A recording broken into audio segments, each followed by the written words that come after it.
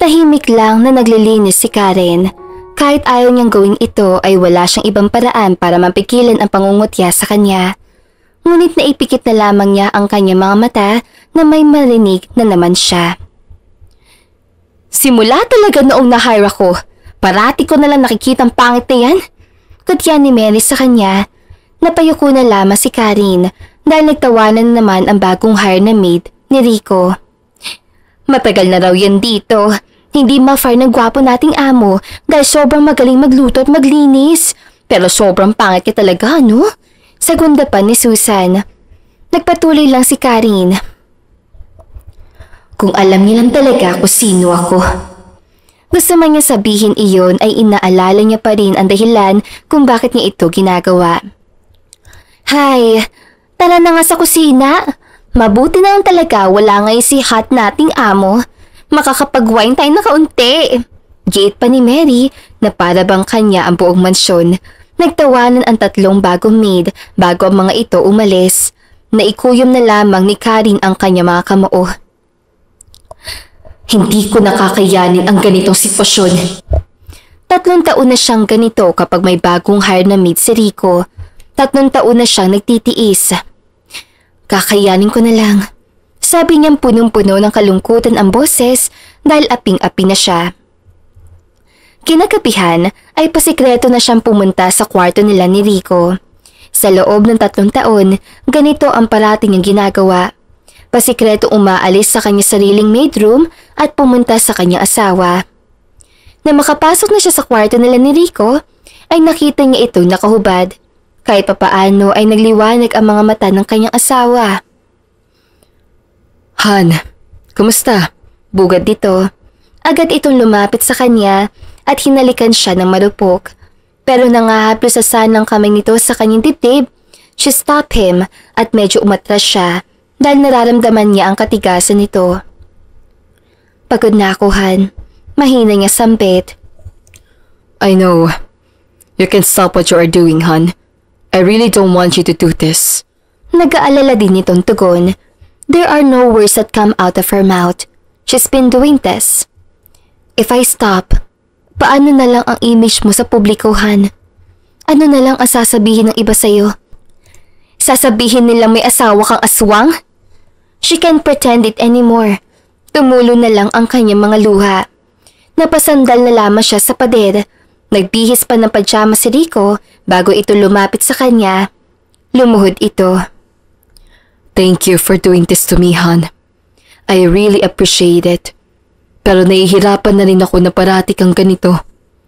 Ayaw kong ikakahiya ka sa mga kaibigan ko.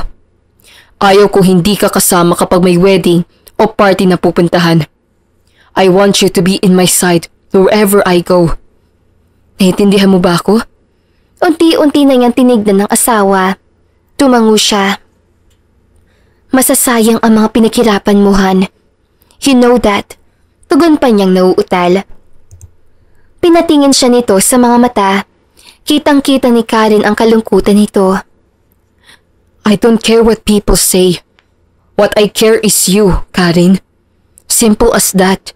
Kitang-kita ko ng paghihirap mo. Naawa nitong sambit. Hindi mo ko naiintindihan eh. Giit pa niya. Napabuntong hininga na lamang si Rico. Pinatayo na siya nito. Hinaplos ito ang kanyang pisngi. Naipikit na lamang niya ang kanyang mga mata. At nang dumapo ang labi nito, it felt so magical. Walang tutumbas sa halik ni Rico sa kanya. Tumigil ka na sa pagpapanggap. Bulong ito na magkaroon na ng puwang ang kanilang mga labi. But it is like a strong word that hits her. Aalis ako, Han. Gusto niyang isaboses yun. When his lips touches her, muli na naman nakaramdam ng init ang katawan si Karen.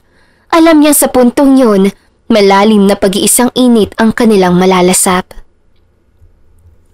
Kinabukasan, maaga pa rin nagising si Karen para maglinis siya ng banyo. At nang matapos siya ay pumunta na siya sa salas. Ngunit nadatnan niya si Rico doon. Bihis sa bihis na ito. Aalis ako. Paalam nito. She is conscious. Bumaling agad siya sa paligid. Walang ibang maid. Si Rico naman ay parang walang pakialam kung may makakita sa kanilang dalawa. Mag-ingat ka, tugon niya kapag kuwan. Maglilinis sa sana siya ay biglang humawak sa kanyang braso si Rico para yung isang malaking sukat ng pagmamahal nito. Wala ka bang kiss dyan?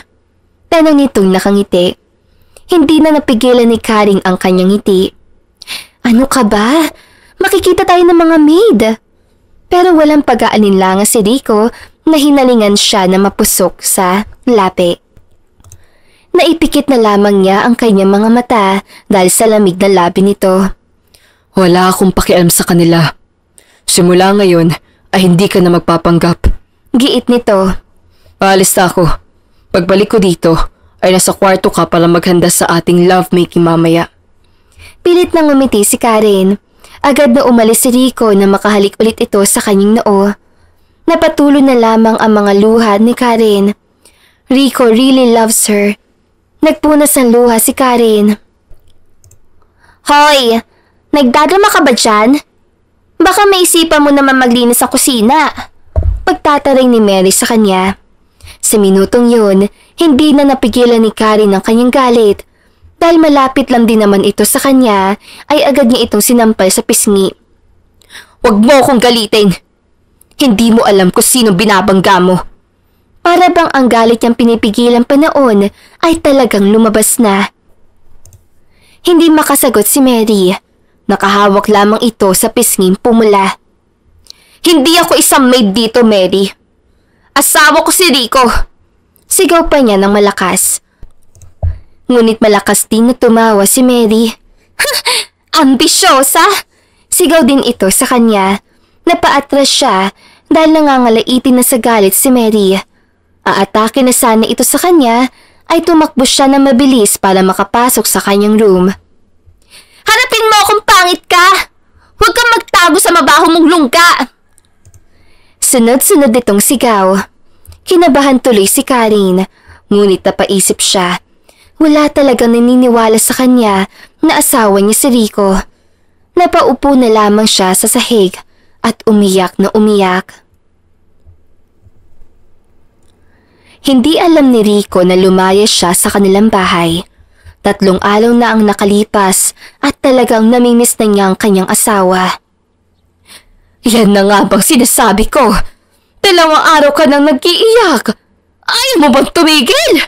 Giit ng kanyang Lola Teresa. Niyakap na lamang niya ito. Namimiss ko na kasi ang asawa ko. Nagsisisi na talaga siyang umalis. Masiyakap siya na mahigpit ng kanyang lola. Bakit ka ba kasi umalis? Hindi mo naman lang sinabi sa akin kung ano ang dahilan. Kumalas siya sa pagkakayakap. Sobrang na kasi ako naaawa sa aking sarili. Tignan niyo naman ang mukha ko. Sobrang pangit ko. At saka, ayaw ko pang mawala ng kasikatan ng aking asawa dahil na sa akin. Napatitig na lamang ito sa kanya. Hinayaan ka lang ba ng asawa mo na magkaganito ka? Tanong pa nito. Naramdaman ni Karen na naiinis ito sa kanyang asawa. Hindi po. Siya nga po ang nagsasabi na titigilan ko ng pagpapanggap ko kasi nahihirapan na rin siya sa akin. Paliwanag naman niya. Ayun naman pala. Sa tingin ko, ikaw talaga may problema. Giit nito, mas lalo lamang siyang naiyak. Bakit pa kasi ang pangit ko? Hindi agad nakasagot ang lola niya. Napatingin na lamang ito sa bintana ng kanyang kwarto. Ang ayaw ko talaga sa babae ay kine-question niya ang kanyang sarili. Nasasanay kasi kayong panlabas sa kaanyuan ang tinitignan para katanggap-tanggap ng mga tao. Iniisip po talaga na ganoon ka, apo? Wala siyang maisagot. Karen is insecure of her looks. Ang pangit ko, Lola. Maraming tao ang ayaw sa akin. Mahina niya sabi. Muli niyang naaalala ang mga pangungutyan ng mga kaklase niya noon kapag kuwan ay narinig niya ang pagbuntong hininga ng kanyang lola. Apo, may mga taong nagmamahal sa'yo. Kung ayaw nila sa'yo, anong pakialam mo? Ang importante kasi ay mahal na mga taong pinapahalagahan mo. Paliwanag nito. Muli niyang niyakap ang Lola Teresa. Naisip niya bigla si Rico, ang kanyang mga magulang, kapatid at ang kanyang lola at lolo. Tumulo ang kanyang mga luha. Simula ngayon, magiging kaawa-awang sarili ko. Saad niya, yumakap ulit ang kanyang Lola Teresa. Yan ang gusto kong marinig sa'yo simula pa man noon, apo. Ayaw kong maging mahina ka dahil lang sa mga sinasabi ng iba tungkol sa'yo. Malayang malaya ang kanyang mga luha, hanggang sa kumalas na ang kanyang lola. Tara na sa labas. Kumain ka na at magkape. Aya nito. Tumango siya. Susunod po ako agad. Pero hinila na siya nito. Napangiti na lamang si Karen. Kahit papaano ay nandiyan ang kanyang lola para pagaanin ang kanyang loob. La, hindi ba kayo natatakot ni Lolo dito? Tanong niya na makaupo na sila sa hapag. Anong ibig mo sabihin? Tanong din nito. Magsasalita na sana si Karen ay may pumaradang kotse sa harap ng bahay. Agad silang napatingin doon. Wala naman akong inaasahang bisita ngayon na. Wika ni Lola Teresa. Biglang dumadagundong ang kanyang puso. Agad siyang tumayo para tignan ito. Nang makita niya ang kotse ay napatitig na lamang siya. Sinundan ako ni Rico dito. Nabanggit na lamang ni Karen. Pero hindi niya maipaliwanag ang kanyang kasiyahan, lalo pa nang lumabas na ang kanyang asawa. Han, sambit nito sa kanya. Bumalik na tayo sa bahay natin. Namimiss na kita. Mas lalo yatang kumwapo ang kanyang asawa. Uuwi naman ako eh. Sambit din niya, kahit ang totoo ay wala siyang balak na gawing iyon. Lumabas ka na nga, apo, at salubungin mo ng asawa mo. Utos ang kanyang Lola Teresa. Yun naman agad ang kanyang ginawa. Hindi na siya nagpatumpik-tumpik pa. I miss you so much, Han. Hindi ko alam kung bakit ka pa umalis. Giit nito. Dinamba niya ito na mahigpit na yakap. I'm sorry, Han. Akala ko kasi maging mabuti ang lahat kung aalis ako. Naninig naman niya ang pagbuntong hininga nito. Please, huwag mo nang isipin ng ibang tao. Ang importante ay mahal kita. At ako ang nandito para sa'yo. Malambing nitong sabi. Kapag Juan ay lumapat ang labi nito sa kanyang labi. He is sweet. Kahit pilit na iniisip ni Karen ang tungkol sa masasabi ng mga tao, ay mas pinipili ni Rico na pagaanin ang kanyang loob. Na magkaroon ng uwang ang kanilang mga labi, ay nagsalita na ni si Karen. Rico, mahal mo ba talaga ako? Tanong niya na para bang kine-question niya ang pagsasama nila na 8 taon. Natawa ng mahina si Rico. Ano pong klaseng tanong yan? Siyempre mahal kita. Pinakasalan kita kasi sobrang mahal na mahal kita. Napatitig siya sa mga mata nito. Walang nababakas na kasinungalingan noon. Napaisip tuloy siya. Sa kanya talaga ang problema. Parati na lamang niyang iniisip na hindi siya nito mahal ng totoo. Hindi ka ba nagsisisi na pinakasalan ako? Tanong pa niya ulit. Hinalikan na lamang siya nito sa ulo. Simula noong pumirma ako at nangako ako sa iyo sa harap ng Panginoon, hindi ko kailanman pinagsisihan ang pakasalan ang nag-iisang babae na nagpapasaya sa akin. I love you so much, Karen. Napangiti si Karen.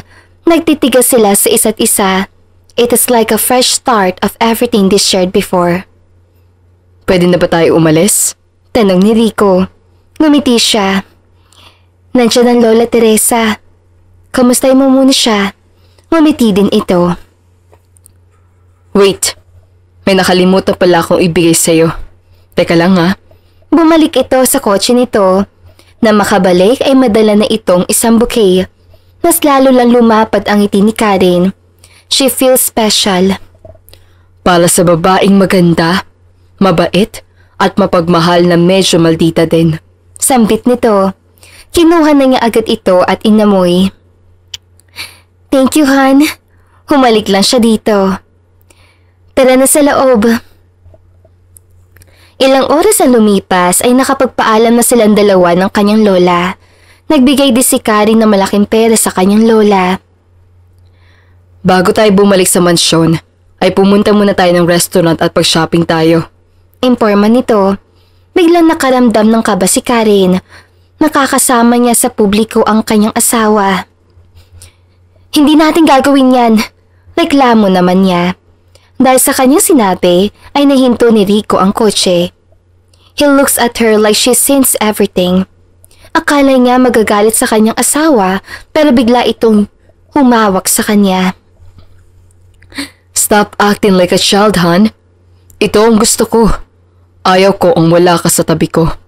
Paliwanag nito na mahimbing. Napabuntong hininga siya. I'm just protecting your image. Humilamos si Rico sa muka. I don't want you to do this, hon. Ayaw kong lagi na lang iisipin ng tao na wala akong asawa. Ayaw kong itago ka kahit kaya ko namang ipagsigawan ka sa mundo. Enough of all this nonsense, hon. I want to be with you in all places. Malambing ang boses ito. She can't stop her tears. Ramdam na ramdam niya ang pagmamahal ni Rico. But, no buts. Pinisil nito ang kanyang pisngi. Wala nang nasabi si Karen. Natahimik na lang din siya sa buong biyahe. Hanggang sa dumating na sila sa restaurant. Nag-aalala talaga si Karen sa maaaring mangyari. Let's enjoy this night, hon. Sabi nito. Hinawakan nito ang kanyang nanginginig na kamay. She feels relief. Rico, banggit niya sa pangalan nito, nangahakbang na sana ito. Lumingon naman agad sa kanyang asawa. Bakit? Natatakot ako. Tugon niya. Humalik lamang ito sa kanyang noo. You will get used to it. Mas lalo lang humigpit ang paghawak nito sa kanyang kamay. Her husband is a famous businessman. Rico is the CEO of the Montevera Group of Companies. Madami din itong endorsement sa iba't ibang malalaking brand. Kaya nang makapasok na sila sa restaurant, ay agaw atensyon kaagad ang kanyang presensya. Don't mind them. Bulong ni Rico sa kanya. Nakahawak lang ang kamay nito.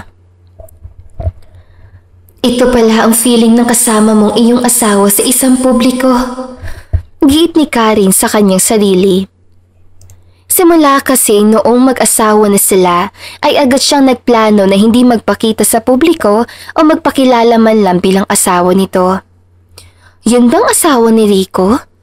Naipikit ni Karen ang mga mata. Ayaw niyang makarinig pa ng mga hindi magagandang salita.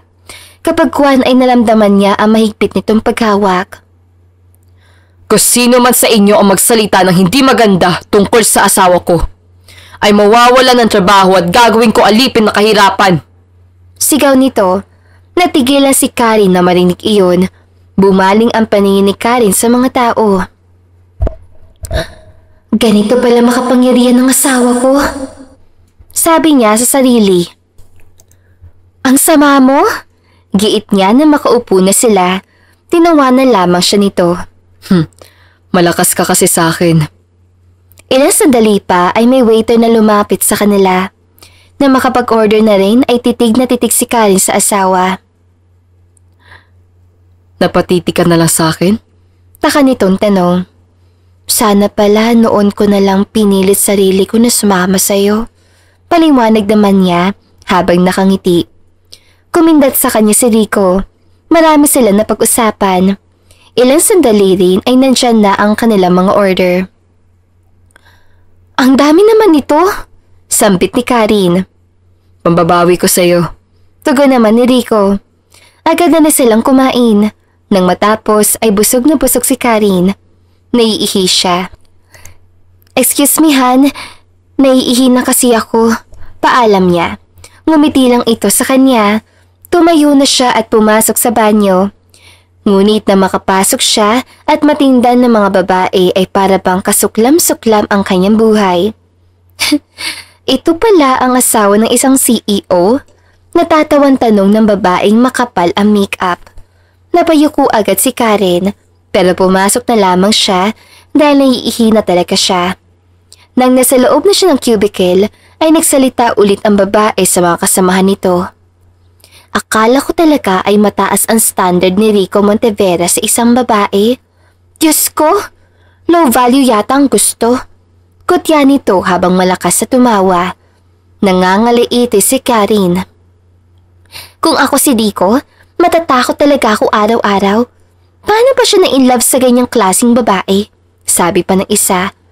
Baka ginayuma o pinatawas. Sagunda naman ng isa. Hindi na napigilan ni Karen ang kanyang mga luha.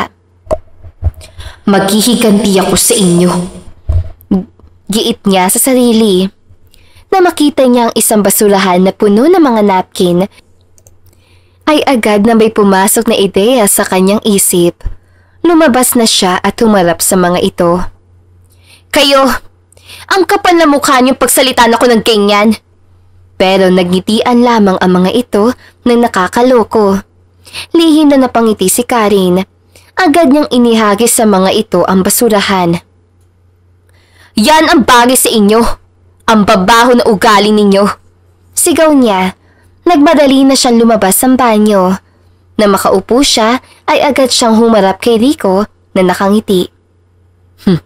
Masaya ka yata? Natatawan nitong tanong.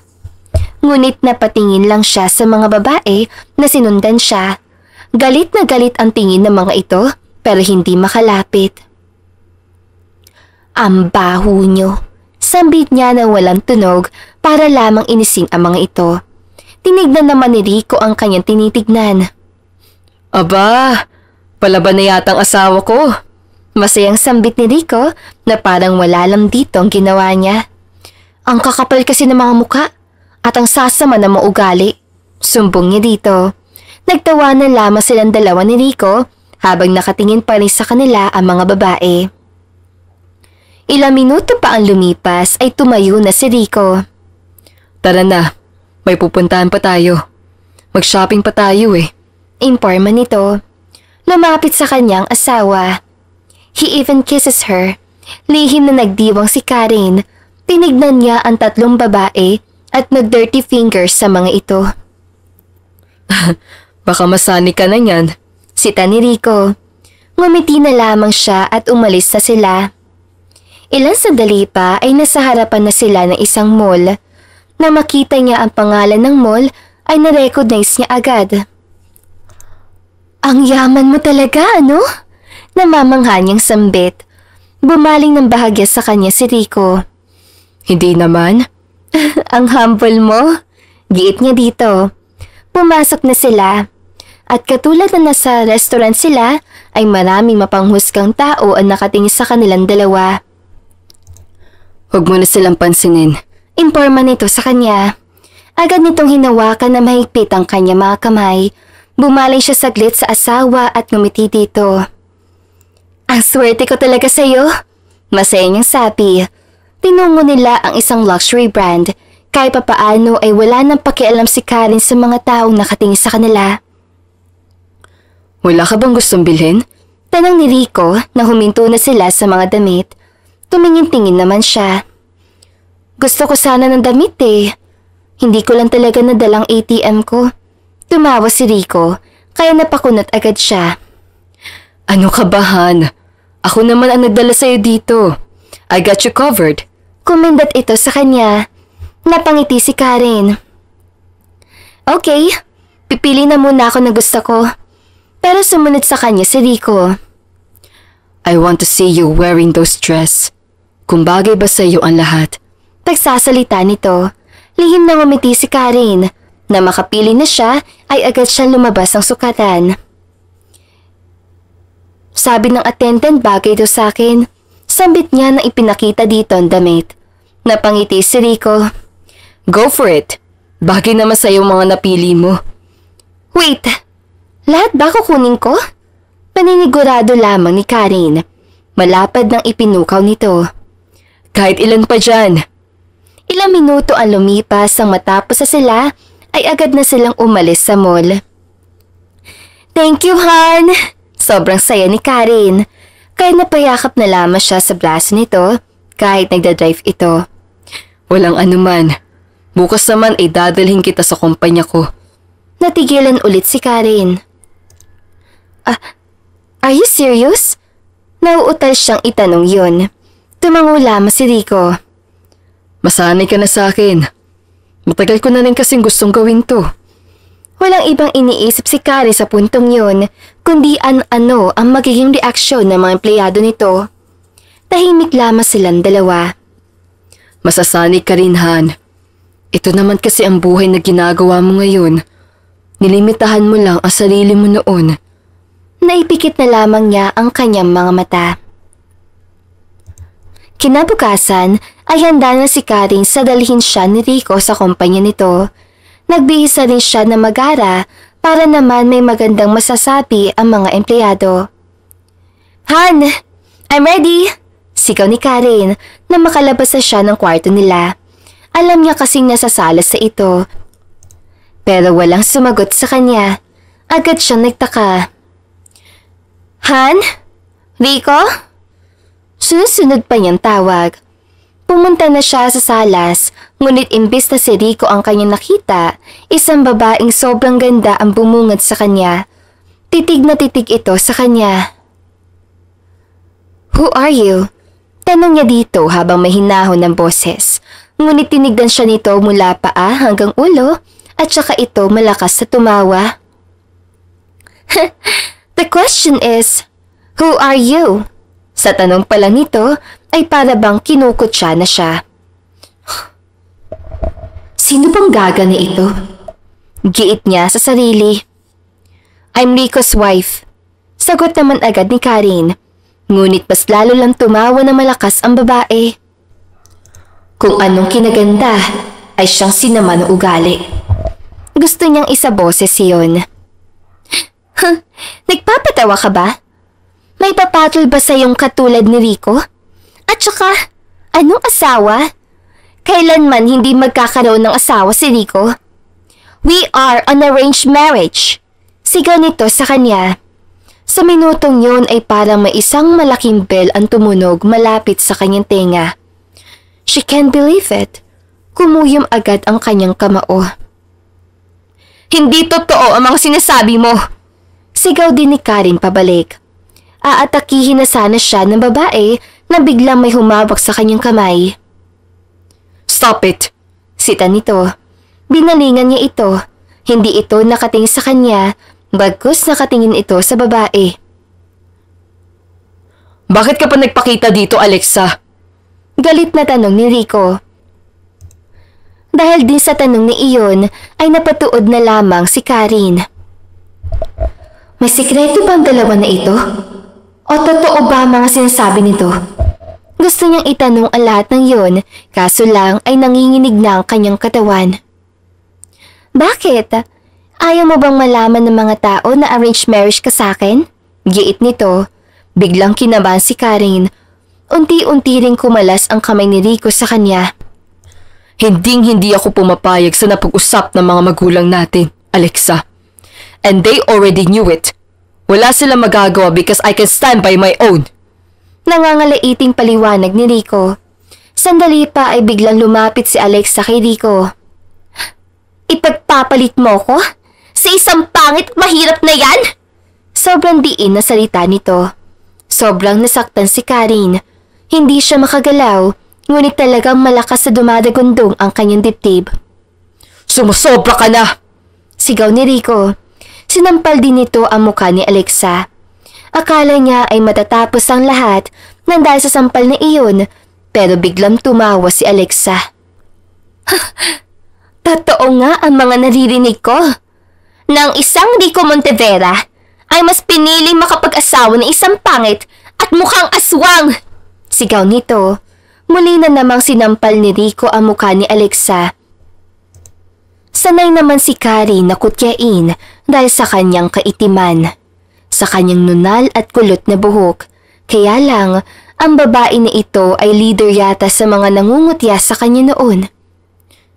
Rico, sambit niya sa pangalan ng asawa. Nang bumaling ang paningin nito sa kanya, ay agad na namalayang tumulo ang kanyang mga luha. Hindi ko na kaya. Giit ni Karen. She feels like everything is above her. Hindi niya matanggap ang katotohanan na maraming tao ang tutol sa pagmamahalan nila ni Rico. Han, Banggit din ito. Ngunit tumalikod na lamang si Karen. Tumakbo na rin siya na mabilis at umalis sa kanilang mansyon. Karen! Sigaw ni Rico. Mas binalasan pa nga niyang pagtakbo. Hanggang sa makalabas na siya ng subdivision ay pumara agad siya ng bus. Ang sakit-sakit! Bulong niya sa sarili. Umupo siya sa pinakadulo at doon binuhos ang mga hinanakit na nararamdaman ng kanyang puso. Bakit pa ganito ang mukha ko? Bakit ba nabuhay pa ako sa mundo? Tumulo ng tumulo ang kanyang luha. Ilang sandali ay narinig niya ang cellphone na tumawag. Nagbabakasakali siya ang kanyang lola iyon, pero si Rico lang pala. Hinayaan na lamang niya ito. Nag-text din sa kanya si Rico, pero hindi siya nag-reply. Isang linggo ang matuling lumipas. Kahit anong gawin ni Karen, namimiss niya ang asawa. At ngayon, kakatigil lang niya galing sa pag-iyak.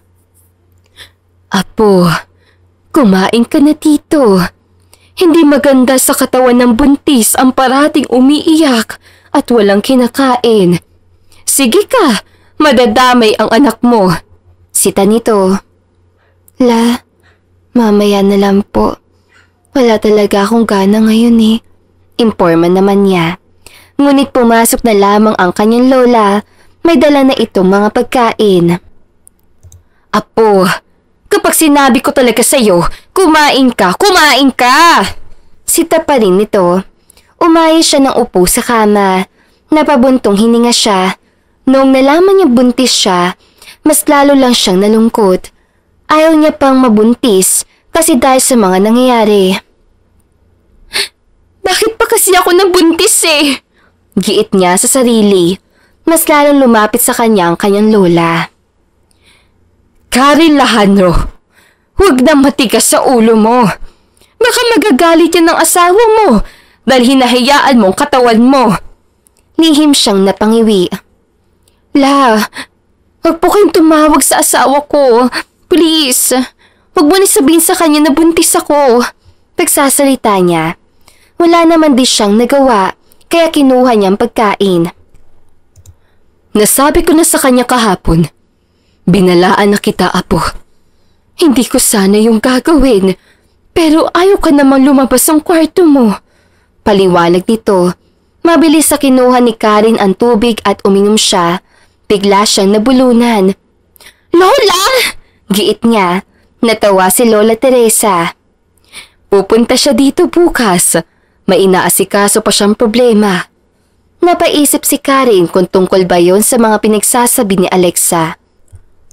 Malaki ba ang problema ninyong mag-asawa? Takang tanong ni Lola Teresa. Tumango agad si Karen. Tungkol po sa isang babae na naka-arrange marriage sa kanya. Ngayon lamang niya ito sinabi dahil wala talaga siyang gana noon na sabihin ang lahat.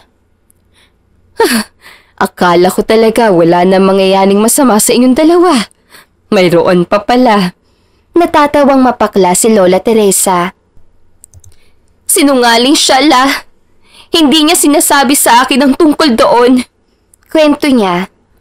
Wala naman kasing cheater na nagsasabi agad. Giit din ito. Natigilan si Karen.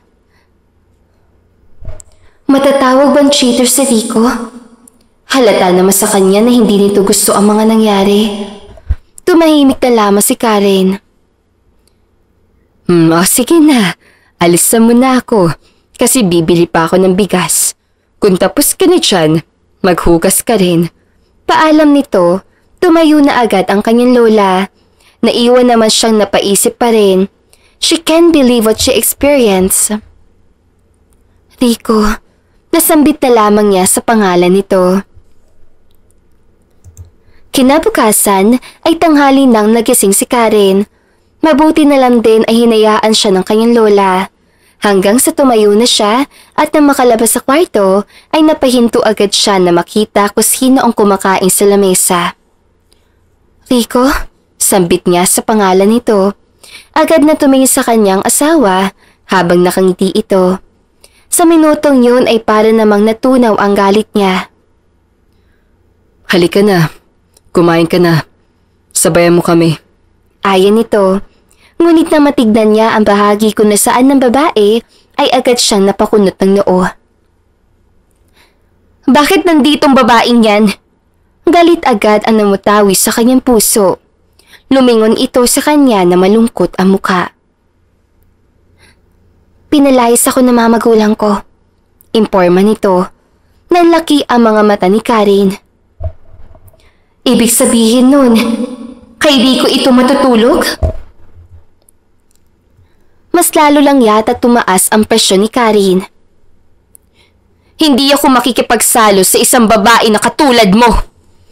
Tatalikod na sana si Karen ay narinig niya ang boses ni Rico. Hindi siya nandito para mangguluhan. Humihingi siya ng kapatawaran sa'yo. Natigilan si Karen. Mali pala ang kanyang iniisip. Kaya halika na at kumain ka na. Ayon nito. Her tears fell. Hindi niya na yun napigilan.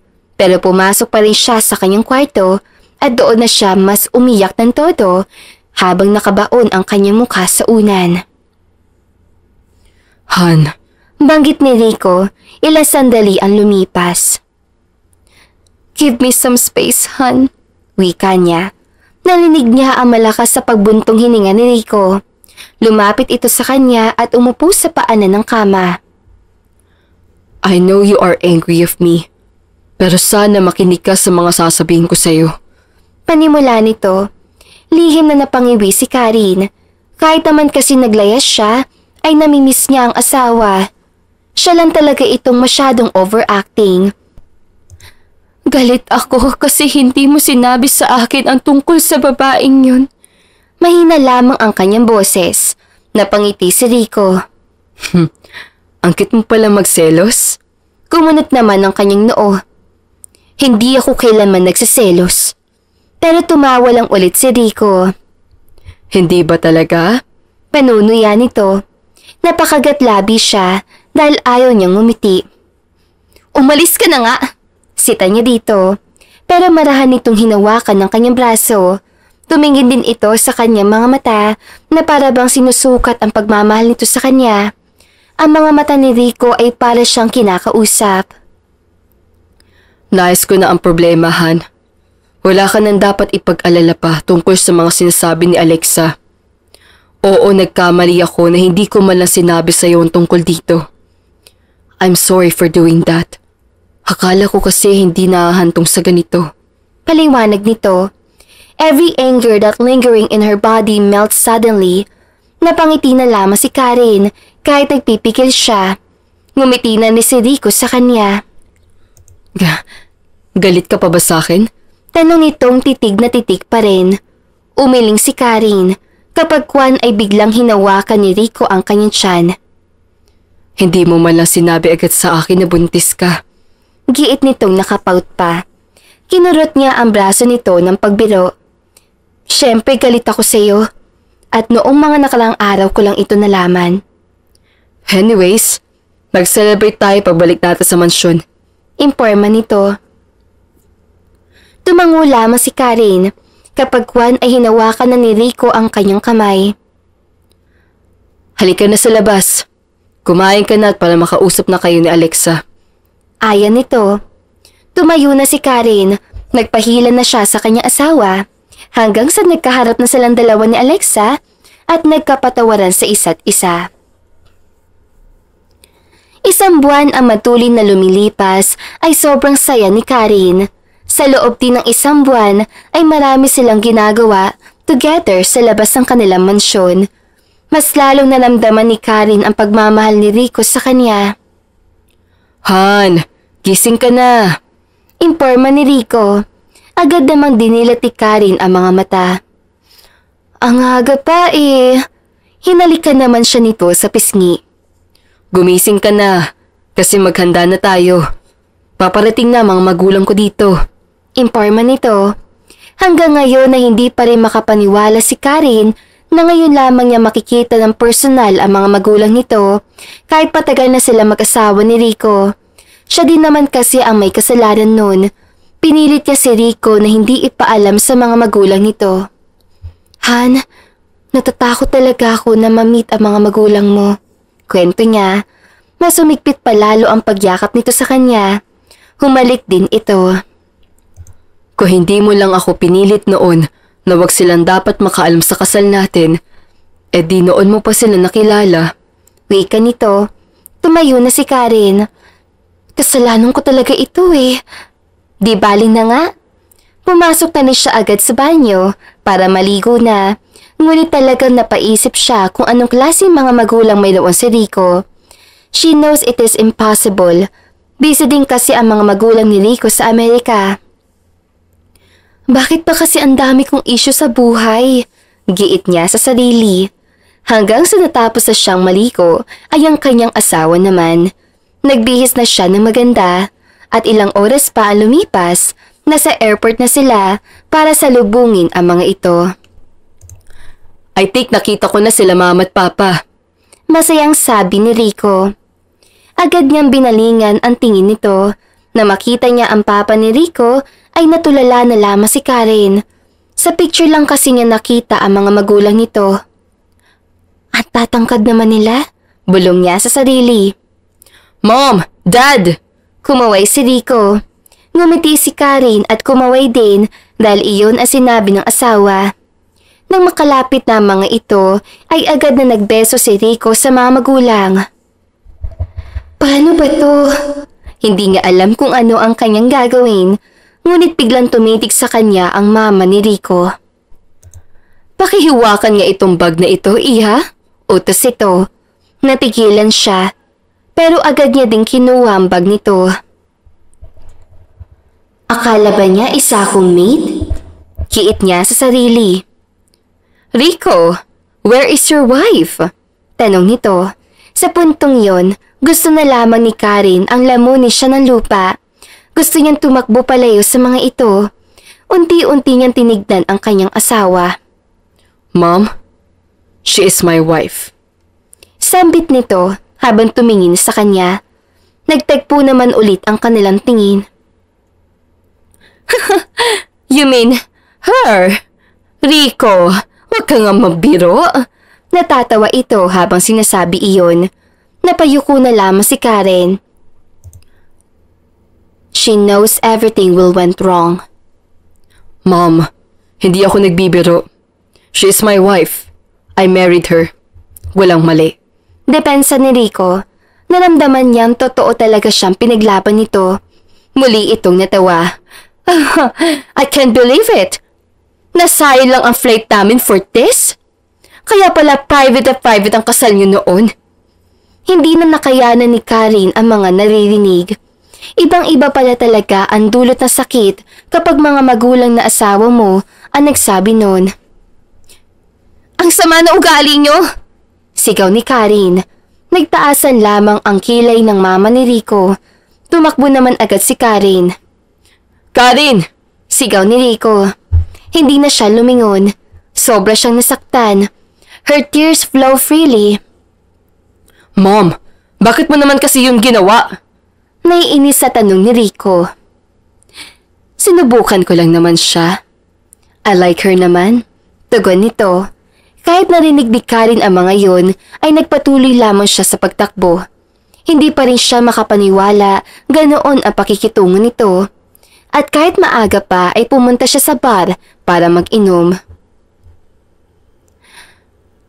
Dito nga lang muna ako! Sambit niya. Ito pa lang ang ikalawang beses na pumasok siya sa isang bar. Kahit ayaw niya, ay pumunta siya sa may bartender at nag-order na may inom.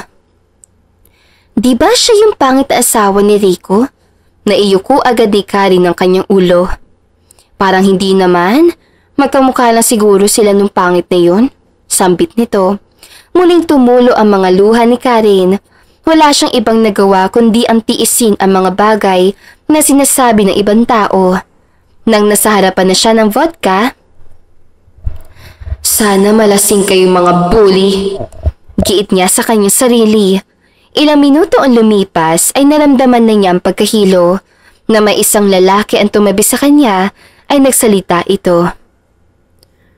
Hindi ka yata sanay uminom? Sambit nito. Familiar sa kanya ang boses na iyon. Narinig na ni Karen ang boses ng lalaki. Hindi ako sanay. Iinom ko lang to.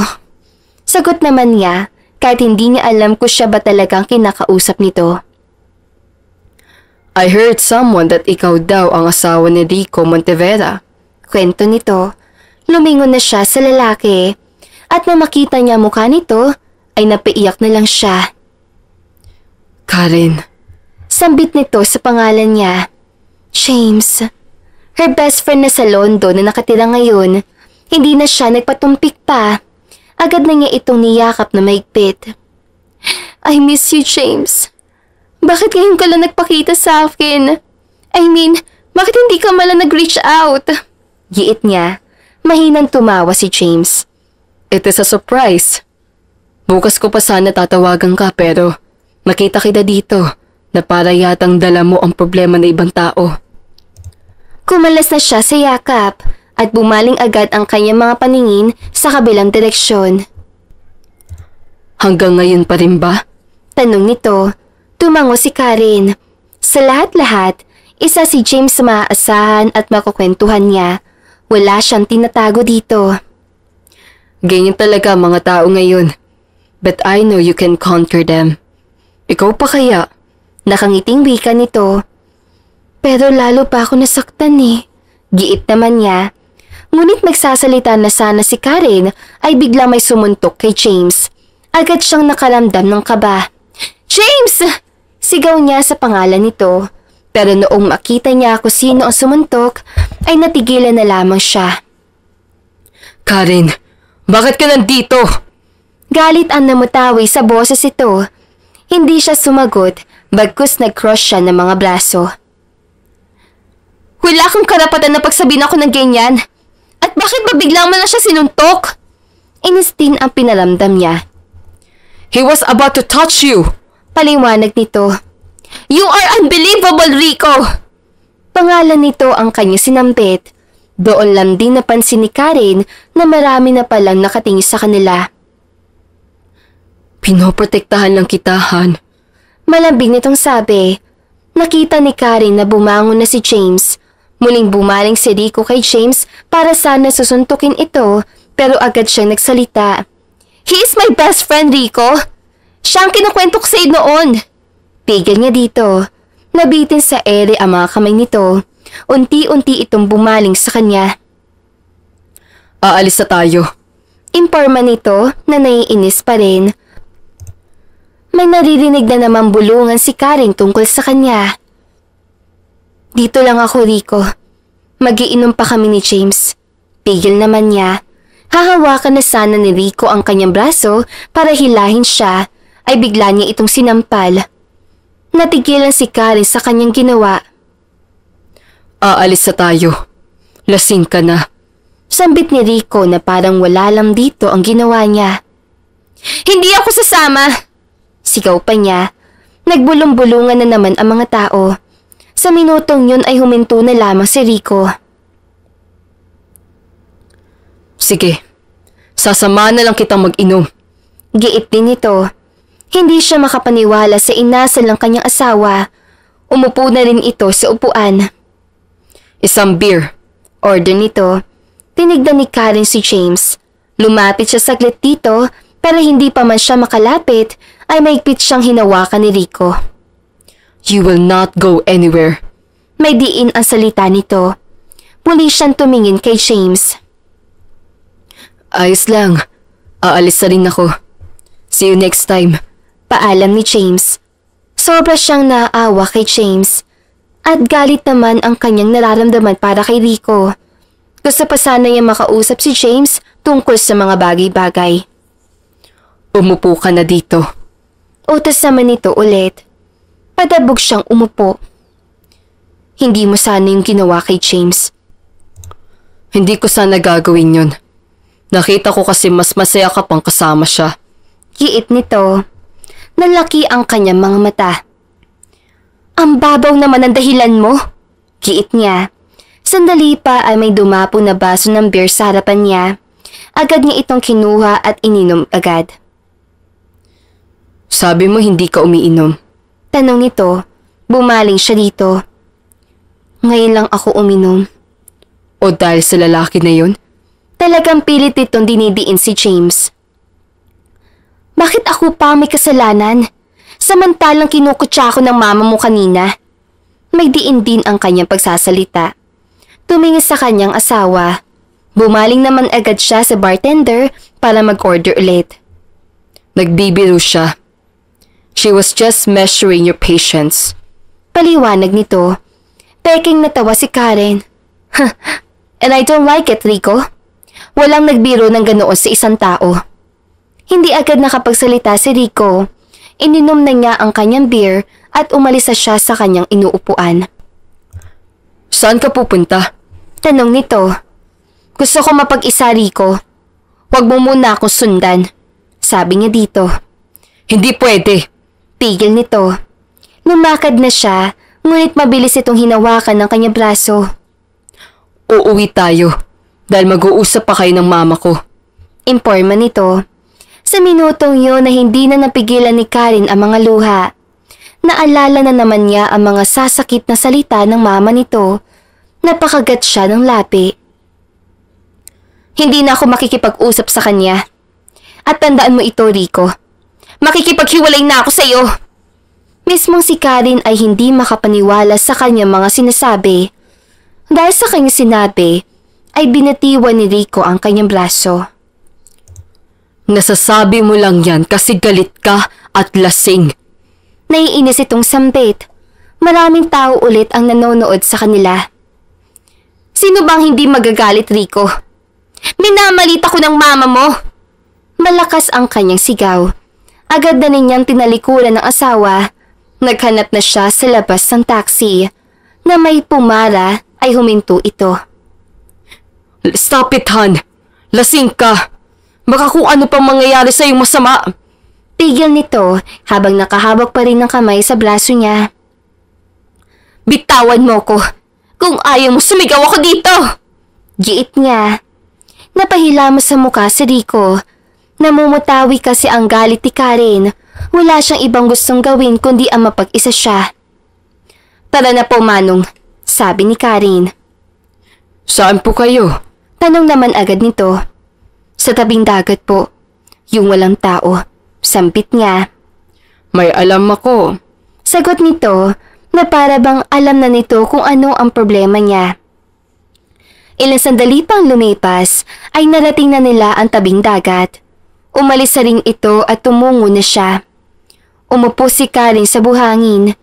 Pagkaupo pa lamang niya ay agad nang tumulo ang kanyang mga luha. Humahagulhol na siya. Ano bang nangyayari sa buhay ko? Bakit ganito na lang parati? Pangit ba talaga ako? Bakit ayaw ng mga tao sa akin? Sunod-sunod niyang tanong sa ere. Alam niyang walang sasagot, pero gusto niyang may sasagot sa kanya. Nagpunas siya ng kanyang mga luha. Mabuti na lang sinundan kita dito. Napatayo bigla si Karen. James? Ngumiti ito sa kanya. Umupo ka nga ulit. Narinig ko ang mga sinabi mo. Pwede ko sagutin ang mga yun. Imporma nito. Natahimik na lamang siya at muling umupo sa buhangin. Ayaw niya sana makausap ito o nandito man lang ang presensya niya. Umalis ka na lang, James. Sambit niya, pero hindi ito tumingin sa kanya. Nakatingin lamang ito sa karagatan. Ang buhay natin, Karen, ay sobrang unfair. Pero kahit ganoon, may purpose ito. Kung minsan ay malalaman natin, pero minsan din ay hindi. Kung sa tingin mo na unfair ang mundo, ayos lang nasabihin yun. Tandaan mo rin na hindi ito parating ganito. Huminto si James. Lumingon ito sa kanya, pero bumalik ulit sa karagatan ang paningin. Bumalik sa alaala ni Karen ang mga nangyayari noon, noong masaya pa silang dalawa ni James bilang mga bata.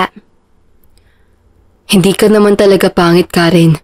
Sadyang hindi lang na-appreciate ang ibang tao ang ganda mo. We are in a modern world. Gusto ng iba na maputi, mahaba at makinis ang buhok. But I can say that you are not ugly. Simple lang ang ganda na mayroon ka. At kung marami mang taong ayaw sa'yo, marami din naman tao na mas gusto mapalapit o nagmamahal sa'yo. Actually, you don't need everyone's validity. Mahabang paliwanag nito. Nagpunas siya ng mga luha. His words are like a magical spell para nitong hinilom ang kanyang mga sugat. Sana hindi ka nalang bumalik sa London para ipagtanggol mo na lang ako sa mga tao. Malungkot niya sabi. Mahinang natawa si James. Nandiyan naman ang asawa mo. Nakikita ko talaga na sobrang mahal ka niya. Alam ko na hindi ka niya hayaan na masasaktan. Napabuntong hininga siya. Siya nga ang dahilan kung bakit ako naglasing. Hindi man lang niya ako pinoktektahan sa mama niya. Giit niya. Kinutya ka ng mama ni Rico? Hindi ito makapaniwala. Tumango si Karen. Isang biro lang daw. May biro bang ganoon? Hindi agad nakasagot si James. Kapag Kwan ay kumuha ito ng malaking bato, inihagis ito yung sa karagatan. Ganoon din ang ginawa ni Karen. Karen, mahal mo ba si Rico? Tanong nito bigla. Napatingin siya dito. Mahal ko ba si Rico? Siyempre! Hindi niya naisaboses agad yon, kaya lumingon sa kanya si James. Hoy, mahal mo ba si Rico? Natatawa nitong tanong. Siyempre! Mahal na mahal kong lalaki na yun, no? Sagot niya. Natahimik ulit si James. Kung ganoon, bakit mo papapahirapan ang sarili mo? Kumunot ang kanyang noo. Hindi kita magets. Ano bang gusto mong sabihin? Nagtataka talaga siya. Muli itong natawa ng mahina.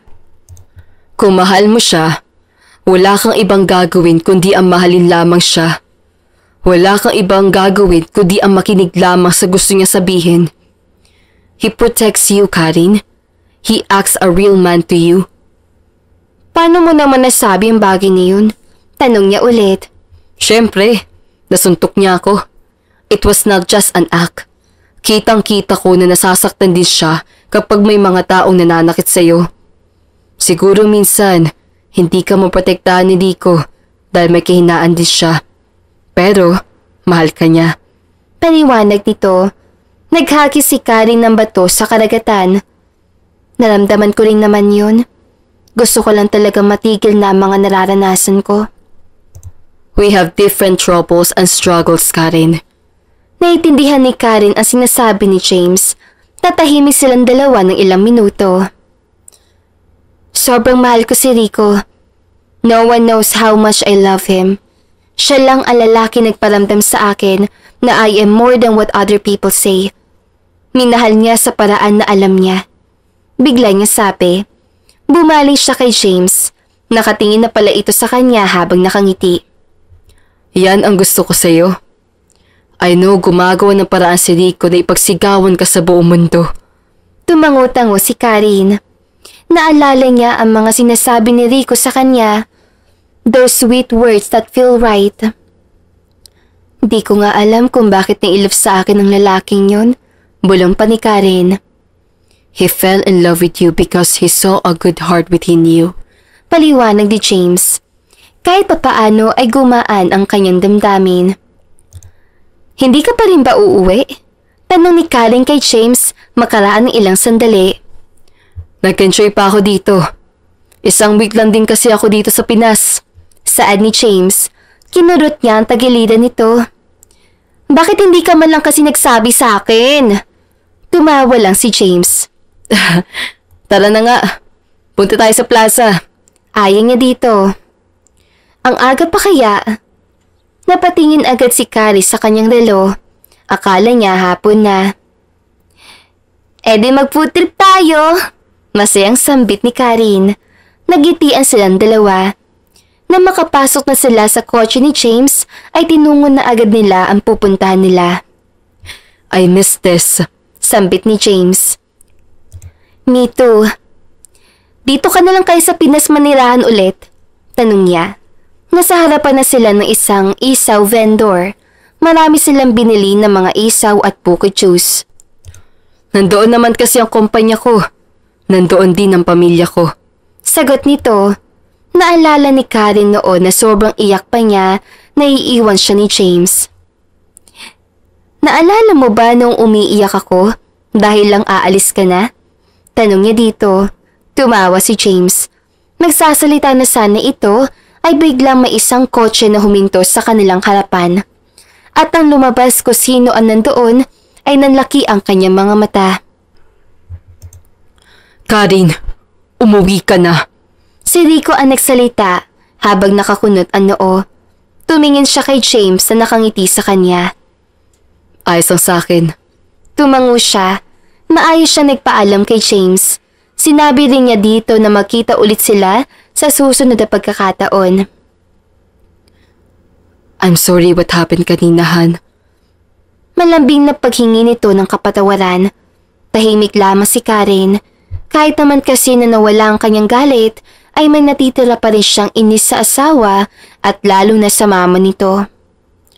Kung galit ka pa sa akin, okay mama. Sana mapatawad mo kami. Umiyak na umiyak si mama noong sinabi ko sa kanya na buntis ka at ayaw na sanang ma-stress pa. Paliwanag nito. Hindi pa rin siya nagsalita. Hininto muna ni Rico ang sasakyan. Hinawakan nito ang kanyang kamay ng marahan. Galit ka ba? Tanong ulit nito. Tumango si Karen. Bumuntong hininga si Rico. Anong gusto mo para mawala na ang galit mo? Tanong nito. Gusto ko na maghiwalay tayong dalawa, Rico. Naalala ni Karen na sinabi niya yung kanina sa asawa at ngayon na hindi na siya lasing ay gusto niya makipaghiwalay dito. Nakita niya ang pagtulo ng luha ni Rico pero lumingon siya sa ibang direksyon. Hindi ko hayaan na mangyari yun, Han. Hindi pwede. Kasal tayo. Nagsumpaan tayo sa isa't isa. Malungkot itong sabi. Nahihirapan na talaga ako, Rico. Siguro kung doon lang ako sa bahay ng lola ko, ay tahimik lang ang buhay ko. Saan niyang nahihirapan na rin, wala agad siyang narinig na sagot mula kay Rico. Ayaw ko rin naman na nahihirapan ka dahil lang sa akin. Muli niya sabi. Titig na titig sa kanya si Rico. Hindi kita papayagan dahil kasal na tayo. Pinangako mo na yung sa akin. Hindi ko kayang payagan na hiwalayan ka kasi mahal na mahal kita. Hindi siya makapagsalita. Wala naman talaga sa plano niya ang sabihin yun. Siguro dahil lamang yun sa kanyang galit. Ayaw din naman kasi niyang masaktan si Rico dahil lang nakipaghiwalay siya dito. Mahal mo ba talaga ako, Rico? Bigla niyang tanong. Parati mo na lang ako tinatanong yan. Giit ni Rico. Sagatin mo lang ako. Sambit pa niya. Siyempre mahal na mahal kita, Karen. Tugon nito sa boses na sobrang sincero. Kung ganoon, papayagan mo kung maghiwalay tayong dalawa. Mahinang sambit niya. Kapag Kwan ay hinawakan ni Rico ang kanyang kamay. Hinimas nito ang likod ng kanyang kamay at titig na titig ito. Hindi tayo maghihiwalay dahil papakasalan pa kita ulit. This time, sa harap na ng maraming tao. Malambing ang boses ito habang sinasabi iyon. Napatitig na lamang siya sa kanyang asawa. Hindi siya makapaniwala sa mga sinabi nito. I want to marry you twice, Han. Matagal ko na itong gustong gawin, pero parang hindi ka pa handa. And now, I think you are ready. Kumibot-kibot ang kanyang bibig. Dumadagundog naman ang kanyang puso. Gagawin mo talaga yun? Paninigurado ni Karen. My mother suggested that to me. Sagot nito. Talaga ba? O baka pampalubag-loob lang? Gusto niyang isa boses yun. Hindi ba ako gusto ng mama mo? Tanong niya. Tumikim muna si Rico. Muli nitong pinaandar ang kotse para marating na nila ang kanilang pupuntahan. Bago ko sagutin yun, my mother really feels sorry what kanina. Hindi niya sinadya yun. Kung galit ka man sa kanya, ay tatanggapin naman niya. Pero kung hindi, mas mabuti pa na magbati na kayo. Paliwanag nito. Gusto rin naman ni Karen na magkaroon siya ng masaya at payapang ugnayan sa kanyang biyenan. Ayaw niyang mahidwaan siya sa mga ito. I'm speechless, sagot ni Karen. Nang marating na nila ang mansyon, ay agad na silang pumasok sa loob ng bahay. Darling, bungad agad ng mama ni Rico sa kanya. Nanlaki ang kanyang mga mata nang bigla itong yumakap sa kanya at biglang humahagulhol. Pakitang tao lang ba ang mga ito? Gusto niyang itanong yun sa kanyang asawa. I'm really so sorry, darling, for what I sinned. Hindi ko na ulitin yun. Hindi naman kasi ako makapaniwala. Though, na matignan ko ang mga pictures mo. Nagkamali ako. You are not really ugly. You are a simple beauty. Kitang-kita ko. Nagkamali lang talaga ako. Paghingi dito ng kapatawaran. Sa minutong yon, kahit may natitira pa talagang galit sa kanyang puso, ay pinilit na lamang niyang kanyang sarili nang umiti. She wants to be good to them.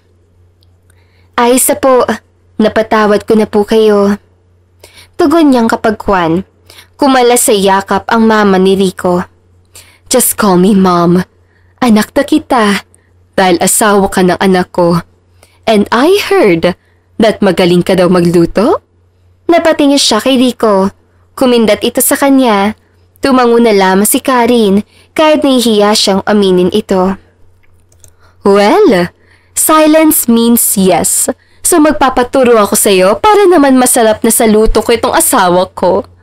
Nakangiti ito habang tumingin sa asawa. Sige po, tugon niya. Nagtaasan naman ang kilay nito. Sige ma'am, balik niyang tanong. Tumawa ito at ganoon na rin si Rico. Tara na sa kusina at maturuan mo na ako. Pagsapit ng hapon ay masaya silang nag-bonfire sa labas ng bahay. Nagkwentuhan sila sa mga bagay-bagay. Noong una ay nahiya pa talaga si Karen na magkwento, pero kalaunan ay talagang nakapagkwento na siya. Well, I told my son to marry you again, darling. Imporma ni Fiona. Tumango si Karen. Nahihiya nga po ako kasi pwede naman po na hindi na yung mangyayari pa. Nagpout mama nito. Hindi. Magpapakasal kayong dalawa. Ako na ang bahala sa lahat ng gastusin. Take it as my peace offering. Paliwanag nito. Hindi siya makapagsalita. Naramdaman niya ang pagyakap ni Rico sa kanyang likuran. Bumulong pa ito sa kanya. Sabi ko sa iyo na gusto ka niya. Kinurot niya ang braso nito. And son, mag-practice na kayo mag-drive kasi bibigyan ko ng sasakyan si Karen. Pagsasalita ng papa ni Rico. Talagang kinakabahan na si Karen sa mga mangyayari. Bumulong siya kay Rico. Hindi pa ako nananaginip? Natawa na lang ito. Siyempre hindi. Sagot nito. About your baby? Tanong naman ulit ni Fiona. Fiona, hayaan mo na sila sa anak nila. Tigil naman ni George. George, apo natin ang magiging anak nila. Giit nito. Niyakap na lamang ni George si Fiona para tumahimik ng asawa. Nagtawanan na lamang sila. Kapag kuha ng tumahimik sila, ay biglang tumayo si Rico. Anak, hindi pa tayo tapos kumain. Nagtatakan tanong ni Fiona. Mismo si Karen ay nagtaka na rin, ngunit pinatayo siya ni Rico. Kumunot naman agad ang kanyang noo. Why? Taka niyang tanong dahil hindi sinagot nito ang mama. Ngunit kapag kwan ay lumod ito. Oh my gosh! Tili ng mama ni Rico. Han, marami na tayong napagdaanan bilang mag-asawa. Marami ka na rin napagdaanan. Hindi madali ang lahat ng iyon. Katulad na sinabi ko noon sa'yo, I want you to be my wife as normal as it is. I want you in my side when I am going somewhere. Yung hindi ka nahihiya dahil sa mga iniisip mo. I want you whatever people say. Huminto si Rico. Tumulo ang mga luha ni Karen. Sobrang saya niya sa mga oras sa iyon. Rico, tanging nasambit ni Karen. Han, once again, will you be my wife? Tanong nito sa malambing na boses. Ang tanong na yun ay para bang isang makabagong yugto sa buhay nila mag-asawa. That moment it feels so different. Para bang nawala na sa katawan ni Karen ang lahat ng alanganin sa kanyang sarili. Yes, hon!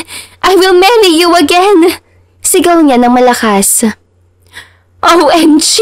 George! Sana ganyang kadit sa akin! Pulong ng mama ni Rico. Pero ang mas mahalaga ay ang pag-ikot ni Rico sa kanya. Nang inihinto na siya nito ay muli ito nagsalita. Simula ngayon, wala na tayong pakialam sa ibang tao. Ang importante ay mahal kita at mahal mo ko. Malambing nitong wika. Narinig ni Karen ang palakpakan ng mga magulang ni Rico. Siya naman ay agad na nagpunas sa mga luha. Ang saya ko, Han, sabi na lamang niya. Kapag kwan ay humalik na sa kanya si Rico na sobrang mapusok. Sa minutong yun, parang mahika lamang ang mga halik ni Rico na tumunaw sa lahat ng pag-alinlangan ni Karen. She feels safe. She feels worth it. I love you, Han. Sabi ni Rico sa kanya. Nagngitian silang dalawa. Pagkatapos nun ay nag-inuma silang lahat. Isang buwan ang matuling lumipas at natagpuan na lamang ni Karen ang sarili na sobrang nasisiyahan sa mga nangyayari. Parati na silang magkasama sa kahit na anong pampublikong restaurant, sa kumpanya, sa mga event at sa mga pinupuntahan pa ni Rico. True love wins, sabi ni James sa kanyang tabi. Nasa loob sila ngayon ng kwarto habang patuloy siyang pinapaganda ng mga makeup artist. Akala ko hindi ka napupunta sa kasal ko na ito, banggit niya. Tumawa si James. I miss the private one. Right now, hindi ko na ito papalampasin pa. Napangiti na lamang si Karen. It feels unreal.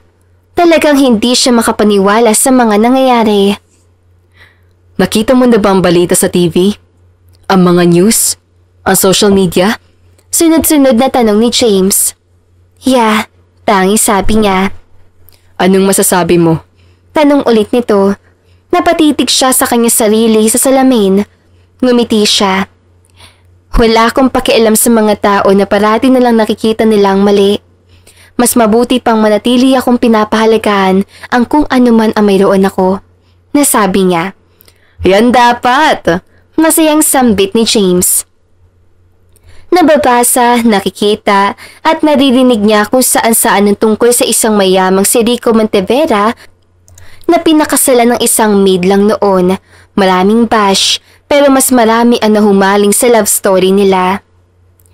Ganito pala ang feeling kapag mas pinapahalagaan mo sarili kaysa sa kung anong masasabi ng ibang tao.